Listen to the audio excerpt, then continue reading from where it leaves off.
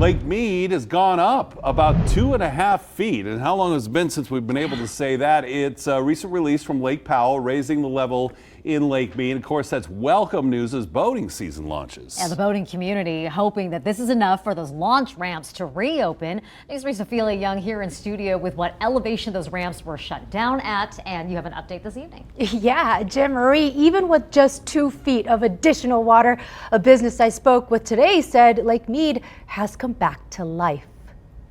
A couple weekends, I mean, it's like the old days where people are back on the water and having a good time and just recreating and enjoying themselves. You're seeing people from California come back. You're seeing, tourists come back. The 72-hour release from Glen Canyon was an intentional downstream flooding by the Bureau of Reclamation to mimic natural river conditions and reset the ecosystem.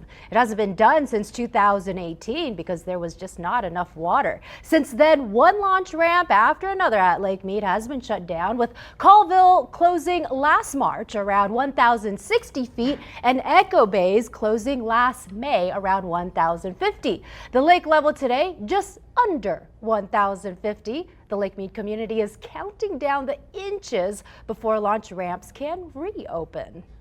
The ramps are the arteries.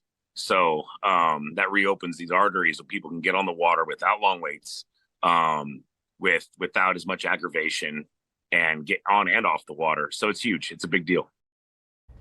Since last summer, Hemingway has been the only operational launch ramp, with lines sometimes up to 4 hours long. I asked Bruce what he projects for Memorial Day weekend, which is a little less than a month away. He believes there is a chance one more may be open by then, but of course that depends on Mother Nature and the National Park Service operations.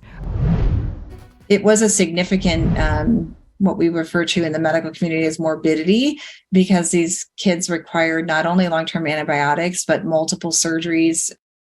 She's talking about rare brain abscesses in Nevada children that are investigated by health officials right now because the numbers, as we said, have quadrupled just over the past year in our state. Good evening, everyone. I'm Jim Snyder. And I'm Marie Mortera. As News 3's Brett Forrest reports, there are many unanswered questions. He joins us live from the medical district with more.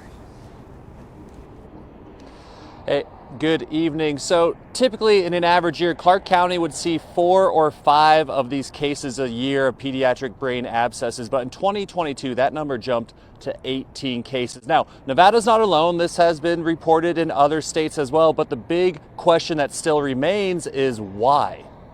And so this is not the typical cold. This is not, I have a mild headache, I have a low-grade fever, I might have some drainage from my nose. This is severe symptoms, severe headache, lethargy, seizures, weakness. This is Dr. Taryn Bragg, the only pediatric neurosurgeon in the state of Nevada. Because of that distinction, she was able to note a pattern of pediatric brain abscesses in Clark County. But I had reached out to the CDC and told them I was quite concerned based on the numbers that I've seen in Southern Nevada, and asked them to reinvestigate this further. Numbers nearly tripling in 2022 from the average, leading to a CDC investigation and Southern Nevada Health District warning. But it wasn't just isolated to Nevada. Other states had also reported increases. So a brain abscess occurs when bacteria or fungi that circulate in the blood get to the brain and set up an infection in the brain. Dean Mark Kahn with the UNLV School of Medicine.